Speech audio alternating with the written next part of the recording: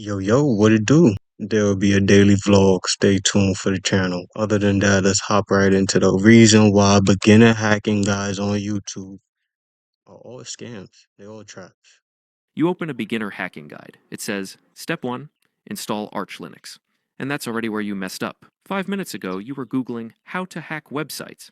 And now you're neck deep in a YouTube tutorial where some guy with anime profile pic is compiling a custom Linux kernel using flags you've never seen in your life. You blink, and somehow you're in a 45 tab rabbit hole of Python virtual environments, shell scripts that break Nah, this is why you gotta go to LinkedIn Learning. It ain't sponsored, but Mike Myers, he'll get you right for all the IT stuff you need, hacking stuff, security stuff.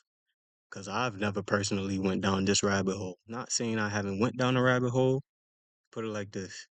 I was a programmer for 3 years when I really should have been doing IT. Just a simple error. But now that I'm transferring over, everything programming is kind of correlating to IT, but I'm kind of learning on the fly as well. So look for a learning structure like that. your terminal, and a GitHub repo that hasn't been updated since Obama was president. Welcome to Hacking Beginner Edition. The problem is, most so called beginner guides are not actually made for beginners. They're made by people who've been in the game so long they've forgotten what it feels like to be new. So when they say basic setup, what they really mean is configure your dot files, install 19 dependencies, and pray your system doesn't melt. And when you inevitably Yeah, oftentimes, especially in this type of field, it's so outdated. Like the most recent update is probably 1995. You feel me? When IBM or someone was coming out.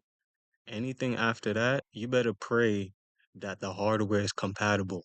That's why a lot of these big tech companies got a hold on us because they have access to stuff we can't get.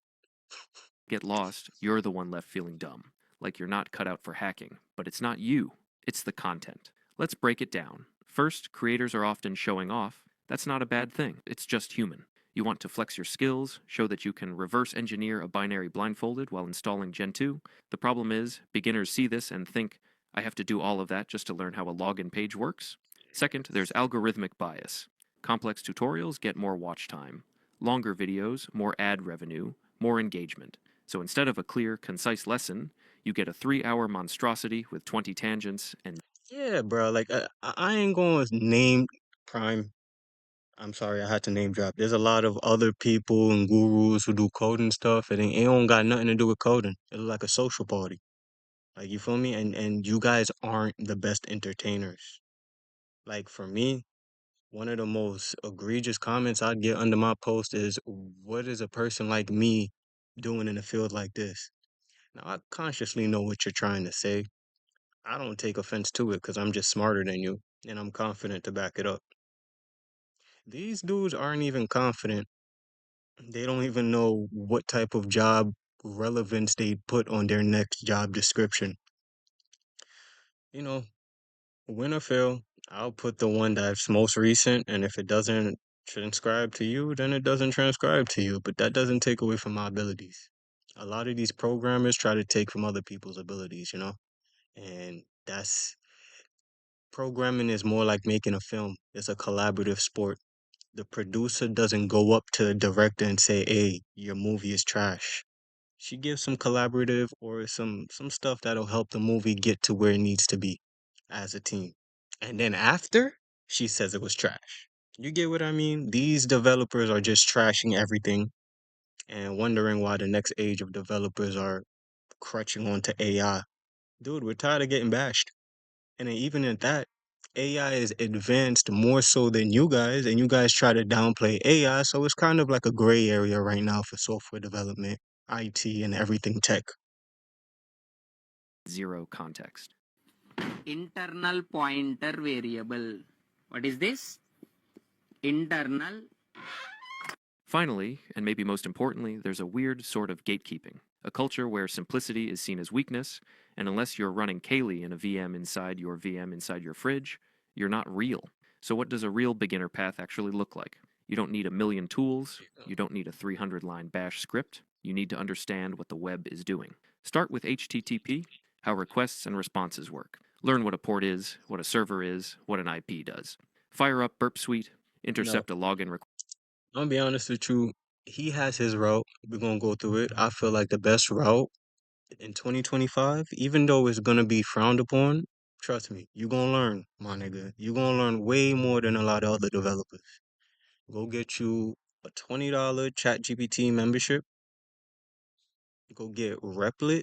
I'd advise you get the basic plan just so you can push stuff to the cloud, play around with the IDE and use some of the features. And then use collabs, being that you want to get familiar with machine learning and having access to a lot of space and storage like TCUs, GPU pluses, and shit like that. It goes a long way. You may not use them as much, but when you're not using it, then you scale back and then you could stop using it. But use those tools to learn. Don't use those tools to build. You can use it as like, hey, I don't know this next JS React template. Can you spit something out? With that template, you read it over and make adjustments to the template. Don't ask AI to do it. That's how you learn in 2025. Just get a basic rundown of everything, adjust it. If you make an error, explain the error. Don't just, hey, can you fix this issue?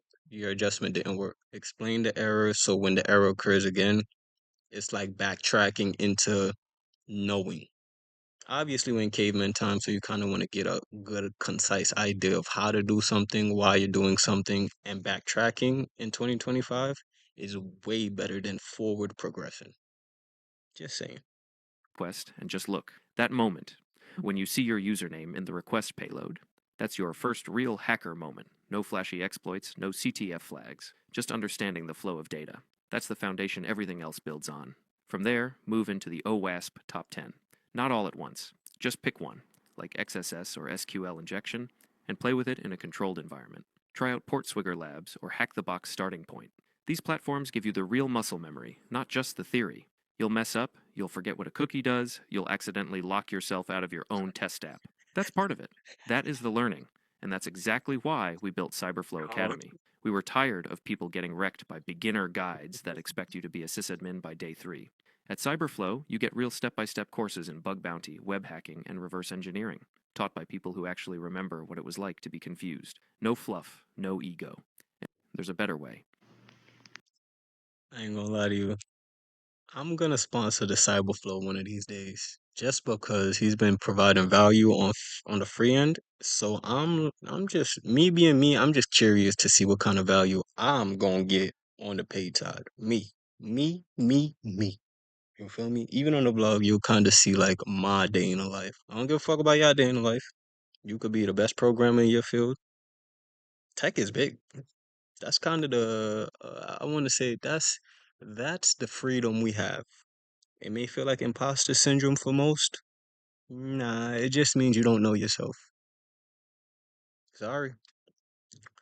I'll be leaving a link below to join the Discord or any community events that I'll be having. So make sure to tune in and subscribe.